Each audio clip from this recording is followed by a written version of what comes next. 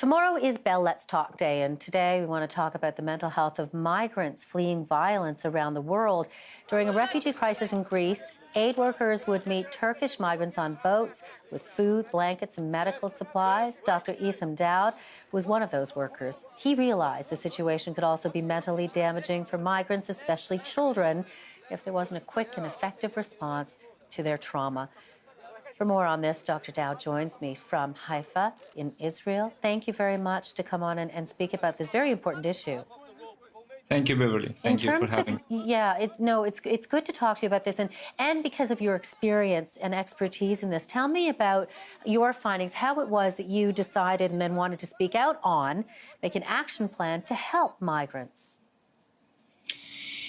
It starts with witnessing this. You know, we live close by Syria and being part also of the Palestinian nation, and many of the refugees themselves come from refugee camps, Palestinian refugee camps in Syria.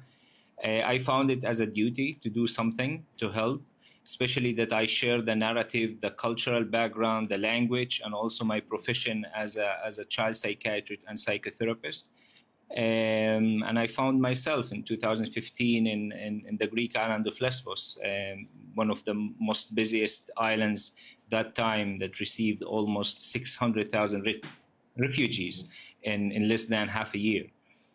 Wow. And tell me about specifically working with children, why that's so important, because they're young.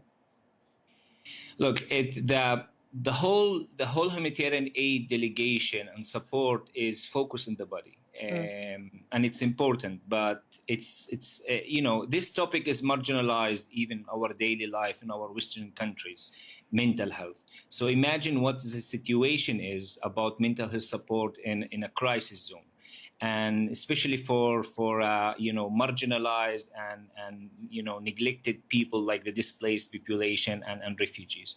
And working with children especially, it's very important, because you know, adults is like as a strong trees. They can hold and stand against the wind or a storm, but children is like a small trees that any wind can do damage, and the damage is not just for the moment. The damage can, you know, it's for the future, for their ability to be part of the society, of the host societies, to go to school, to learn, to develop in a healthy way.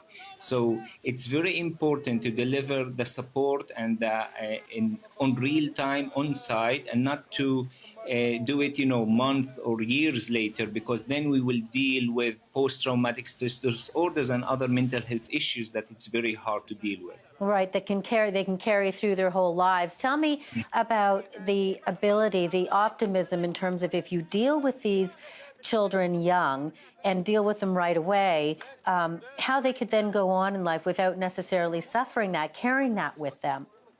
I think that yesterday or 2 days ago, I think in Arizona, somewhere in the U.S., there's a story about the 3-year-old boy that got lost in the woods. And he said after they found him, I don't know if you saw the story, that a bear took care of him or something like that.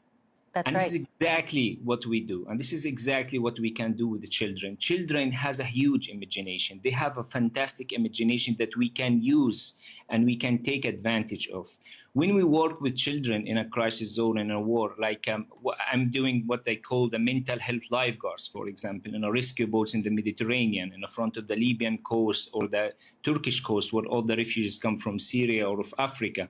And we work with children. We try to take advantage of this experience and turn it and transform it to something good, to something to empower them, that they are the heroes who cross the sea and stop the wave with his hands. So we try to transform this traumatic experience to something good, because we have the ability, because they are still children, to manipulate them, but in a very good and positive way, so that we reframe their stories. So it's something that can help them in the future to deal with these experiences. That's interesting to get this perspective.